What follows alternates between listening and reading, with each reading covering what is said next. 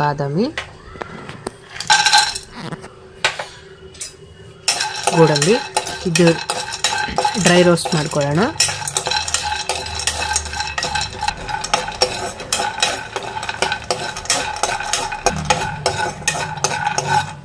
ಇದು ರೋಸ್ಟ್ ಆಗಿದೆ. ಇದು ತಣ್ಣಗಾದ್ಮೇಲೆ ನಾನು ಮಿಕ್ಸಿಗೆ ಹಾಕೋತೀನಿ.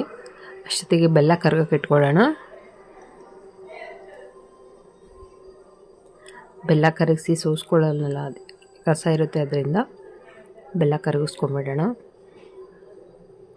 ಬೆಲ್ಲ ಕರಗಿದೆ. ಇವಾಗ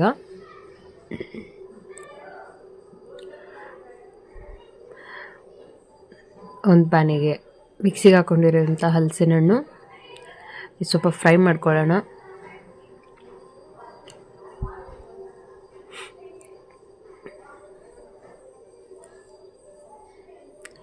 ಇದು ಹಸಿ ವಾಸನೆ ಹೋಗೋ ತನಕ ಫ್ರೈ ಮಾಡ್ಕೊಳ್ಳೋಣ.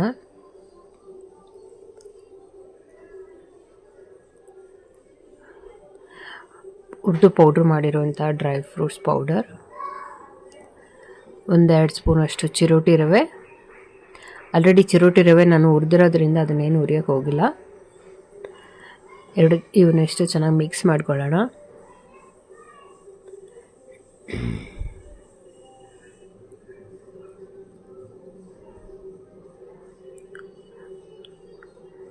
ಎಲ್ಲ ಚೆನ್ನಾಗಿ ಫ್ರೈ ಮಾಡ್ಕೊಳ್ಳೋಣ. ಇದನ್ನು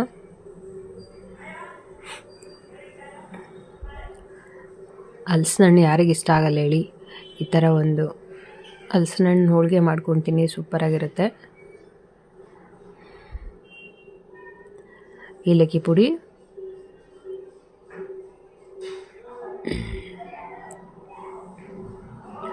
ಇದು ಕೂಡ ಚೆನ್ನಾಗಿ ಮಿಕ್ಸ್ ಮಾಡ್ಕೊಳ್ಳೋಣ.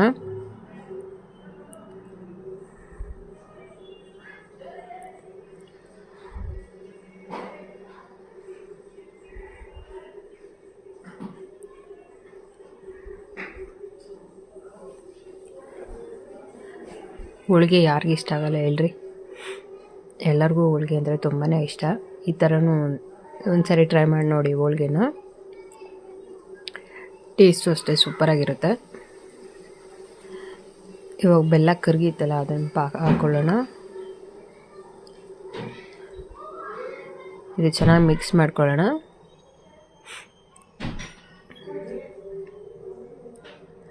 ಹಲಸಿನ ಹಣ್ಣು ಸ್ವೀಟ್ ಇದ್ದರೆ ಜಾಸ್ತಿ ಬೆಲ್ಲ ಏನು ಬೇಕಾಗಲ್ಲ.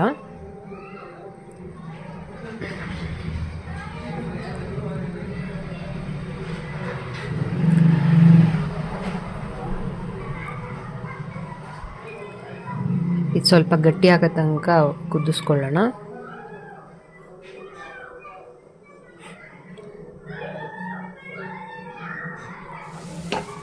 ನೋಡಿ, ಇಷ್ಟು ಗಟ್ಟಿಗಾದರೆ ಸಾಕು ಉಂಡೆ ಕಟ್ಟೋಗಿ ಬರೋ ಅಂತಕ್ಕೆ. ನೀವು ಹಂಗೂ ತೀರಾ ನೀರಾದರೆ ಬರೋದೇ ಇಲ್ಲ ಅಂದರೆ ಅಕ್ಕಿ ಹಿಟ್ಟು ಹಾಕ್ಕೊಳ್ಳಿ ಸ್ವಲ್ಪ. ಇದು ರೆಡಿಯಾಗಿದೆ ಹೂರ್ಣ. ಈಗ ಹಲಸಿನ ಹಣ್ಣಿನ ಹೂರ್ಣ. ಸ್ವಲ್ಪ ಟೇಸ್ಟಿಗೆ ಉಪ್ಪು ಹಾಕೋತಿದ್ದೀನಿ. ಚೆನ್ನಾಗಿ ಮಿಕ್ಸ್ ಮಾಡ್ಕೊಳ್ಳೋಣ.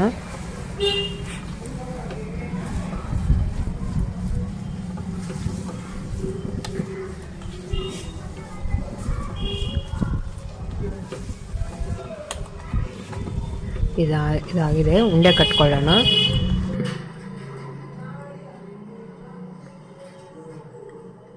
ನೋಡಿ ಎಷ್ಟು ಈಸಿಯಾಗಿ ಬರ್ತಾಯಿದೆ ಉಂಡೆಗಳು ಕೂಡ.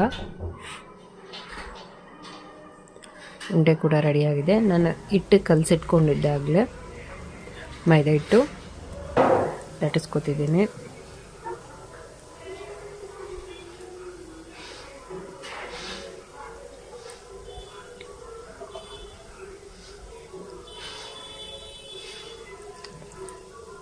ಲಟ್ಟಿಸ್ಕೊಳ್ಳೋಣ. ಎಷ್ಟು ತೆಳ್ಳಗೆ ಬೇಕಂದ್ರೂ ಬರುತ್ತೆ ಇದು. ಇಂಥ ಹೋಳಿಗೆ ಮಾಡೋಕ್ಕೆ ಬರ್ದಿರೋರು ಈಸಿಯಾಗಿ ಮಾಡ್ಬೋದು ಹೋಳಿಗೆನ.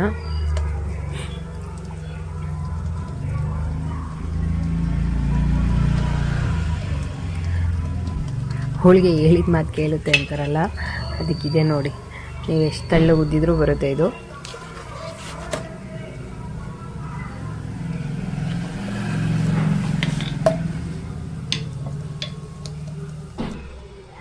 ನೋಡಿ ಎಷ್ಟು ತೆಳ್ಳಗಿದೆ. ಬಟರ್ ಪೆಪ್ಪರ್ ಕೂಡ ಕಾಣಿಸ್ತಾ ಇದೆ, ಅಷ್ಟು ತೆಳ್ಳಗೆ ಬಂದಿದೆ ಹೋಳಿಗೆ. ಹಂಚು ಕೂಡ ಕಾಯ್ತಾ ಇದೆ.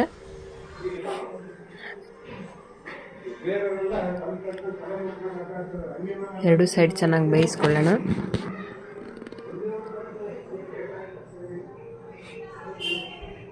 ಮಕ್ಕಳು ಸ್ಕೂಲಿಂದ ಬರೋದು ಇಷ್ಟೊತ್ತಿಗೆ ಈ ಥರದ್ದೊಂದು ಹೋಳಿಗೆ ಮಾಡಿದರೆ ಅವರು ಕೂಡ ತುಂಬ ಇಷ್ಟಪಟ್ಟು ತಿಂತಾರೆ. ಗಾಳಿ ಕಾಲ ಆಗಿರೋದ್ರಿಂದ ತುಂಬ ಹಸಿವಾಗ್ತಾ ಇರುತ್ತೆ ಮಕ್ಕಳಿಗೂ ಕೂಡ. ಯಾರು ಸ್ವೀಟ್ ಕ್ರೇವಿಂಗ್ ಇರೋರಿಗಂತೂ ತುಂಬಾ ಇಷ್ಟ ಆಗ್ಬೋದು ಹೋಳಿಗೆ. ನೋಡಿ ಎಷ್ಟು ಚೆನ್ನಾಗಿ ಬರ್ತಾ ಇದೆ. ತಿರುಗಿಸ್ಕೊಳ್ಳೋಣ.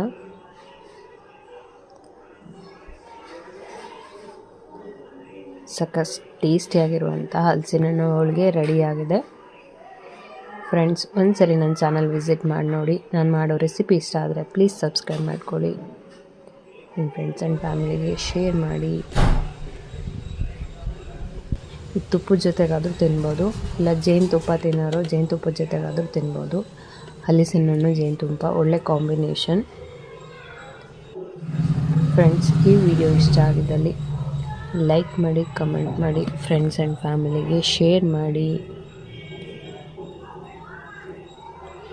ಪ್ಲೀಸ್ ನನ್ನ ಚಾನಲ್ನ ಸಬ್ಸ್ಕ್ರೈಬ್ ಮಾಡ್ಕೊಳ್ಳಿ. Thank you for watching the video.